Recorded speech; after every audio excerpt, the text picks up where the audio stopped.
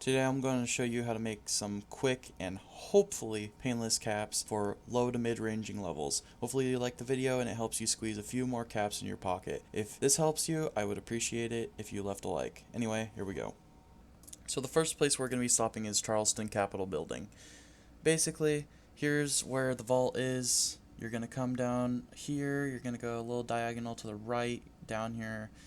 Personally, I have it I can fast travel to it, but there's the vault if you need to look at it, if you haven't found it yet. Just mark that on your map and you can run down there.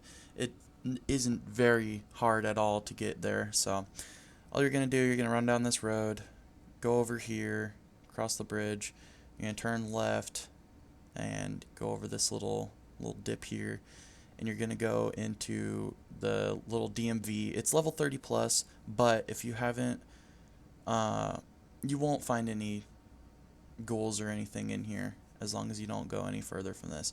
You're going to go in here, take a left, and boom, there's your Overseer's cache. So to get your industrial water purifier, we're going to be at Camp McClintock. Sorry if I said that wrong, but anyway, right here, you're going to go right in this building, go into here, you're going to take a left, and you're going to find the Overseer's cache. Simple, easy, quick.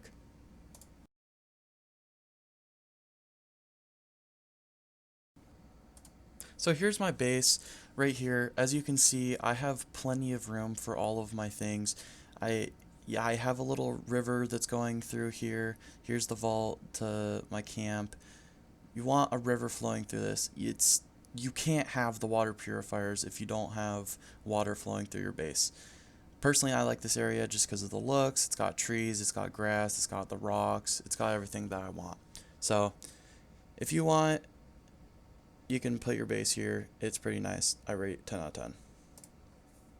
So here we go. We've got our river, we've got our place set up, we've got our plans, our generators and everything. We're going to be placing down our water purifiers. Just to let you know, just a little tip.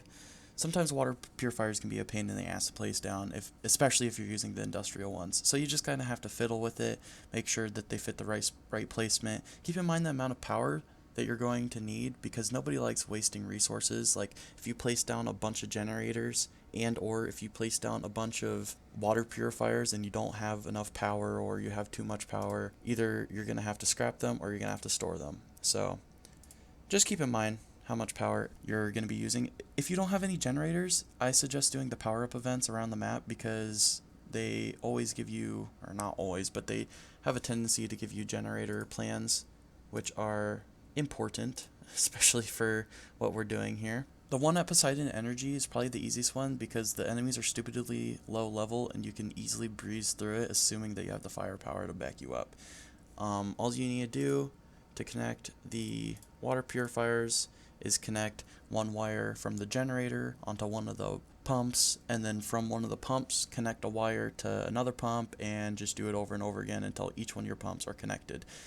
And just double check and make sure, like 5-10 minutes into your water purifiers being just left alone, that all of your stuff is actually connected, because sometimes I've had problems. I'm like, grr, why isn't my stuff working? But then I realize, oh, it hasn't been connected this whole time. But yeah, personally I use the fusion generator because that's just the best one I have. It produces 100 power, and it's honestly, well, not honestly, it is the best generator in the game, so you're going to want to use it if you have it. Obviously, if you don't, you can just use a large generator or a medium one, or even the small generator. Personally, I would recommend you set up a little wall, a little half wall of defense, so that when people come to your camp, it doesn't just get kaplooied and destroyed. But other than that, that's pretty much it, and you will have a bunch of water just ready to sell, and you'll hear the lovely water purifier noise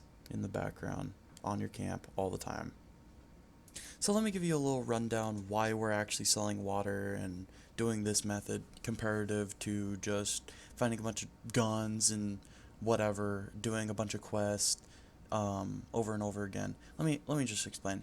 So each bottle of water gives you around 5 caps each, which really doesn't sound like a bunch, but when you start to add more water purifiers and more water purifiers, you get that money pretty quick.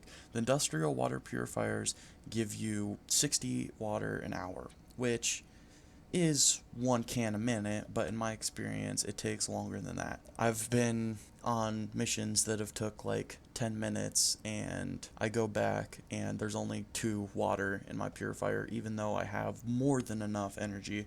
Anyway, as long as you're doing quests and having your little source of income running in the background, you'll notice a definite increase in caps, especially if you're somebody who is fast traveling all the time and, you know, doesn't want to walk around like trying to get to place, you will notice that this is going to help you out a lot. Even if you're selling just a couple cans at a time, like let's say you're only selling 20 cans at a time, you're going to notice like 20 times 5 is 100. That's 100 caps. The most I've ever spent in caps to fast travel is 60, and then you have free fast travel back to your camp. So there's no real reason why you shouldn't be seeing an increase in caps.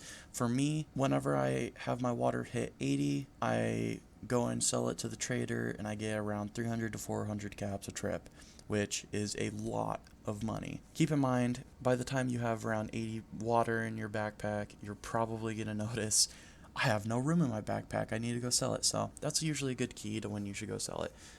Early game, this is definitely worth it, and late game, you could definitely use this to bump up your wallet just to have some more money to fall back on if you're going to vending machines and shopping with traders and stuff like that. By the way, make sure you have at least 10 cans of water every time you leave the trader. You don't want to sell more than that. For me personally, I usually don't use the 10 cans of water that I have spare laying around in my inventory, but you don't want your action points to suffer the consequences of you selling all your goddamn water.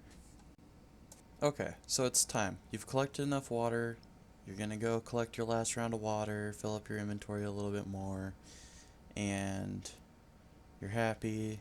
You're like, oh yippee, let's see how much money I get. Oh my god, I've just got so much water. Personally, I like to go to the Pleasant Valley train station, which you'll see here in a second, showing you how much water I have. I have around 64. Go down here to the Pleasant Valley train station. It's pretty close to me. Doesn't take that many caps to fast travel down there. You go down there, spawn over here. I mean, obviously, if you've ever fast traveled to a train station, you know what the deal is. Anyway, gonna go in here, hit R on this dude, go to aid, not apparel, not weapons. Go to aid. Okay, thank you. And then you're gonna select around 54, like I was just talking about. You're gonna want to make sure you have 10 to spare. Sold it for 270. Quite a good amount of caps. 10 out of 10. Would recommend.